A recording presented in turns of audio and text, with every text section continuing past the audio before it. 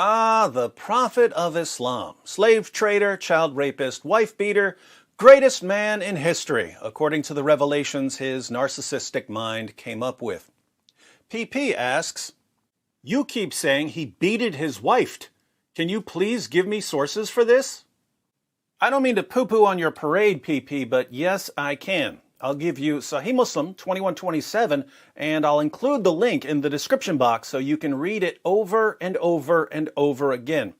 In Sahih Muslim 2127, Muhammad sneaks out of Aisha's house in the middle of the night.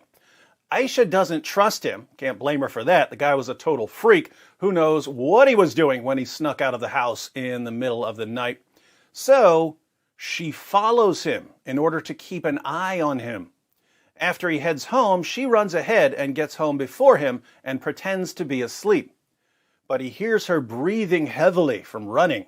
So he decides to teach her who's boss. Let's read the passage. Muhammad ibn Qais said to the people, "Should I not narrate to you a hadith of the Holy Prophet on my authority and on the authority of my mother?" We thought that he meant the mother who had given him birth. He, Muhammad ibn Qais, then reported that it was Aisha who had narrated this. "Should I not narrate to you about myself and about the messenger of Allah, yada yada yada?" We said, yes. She said, "When it was my turn for Allah's messenger, yada yada yada, to spend the night with me, he turned his side, put on his mantle, and took off his shoes and placed them near his feet, and spread the corner of his shawl on his bed, and then lay down till he thought that I had gone to sleep. He took hold of his mantle slowly and put on the shoes slowly, and opened the door and went out and then closed it lightly. I covered my head, put on my veil and tightened my waist wrapper, and then went out following his steps till he reached Baki.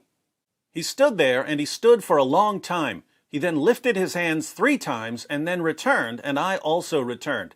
He hastened his steps, and I also hastened my steps. He ran, and I too ran. He came to the house, and I also came to the house. I, however, preceded him, and I entered the house. And as I lay down in the bed, he, the Holy Prophet, entered the house and said, "Why is it, O Aisha, that you are out of breath?" I said, "There is nothing." He said, "Tell me, or the subtle and the aware would inform me." I said, "Messenger of Allah, may my father and mother be ransom for you." And then I told him the whole story. He said, "Was it the darkness of your shadow that I saw in front of me?" I said, "Yes." He struck me on the chest, which caused me pain, and then said, "Did you think that Allah and his apostle would deal unjustly with you?" He struck me on the chest, which caused me pain. He struck me on the chest, which caused me pain.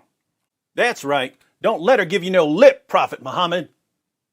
What's amazing here is that Muslims lose their minds when you quote this passage to them.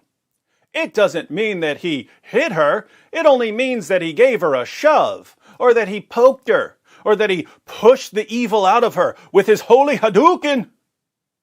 But why in the name of common sense would Muslims think that beating women and child brides is bad when Allah tells you to beat rebellious wives into submission in Surah 4, verse 34 of the Quran?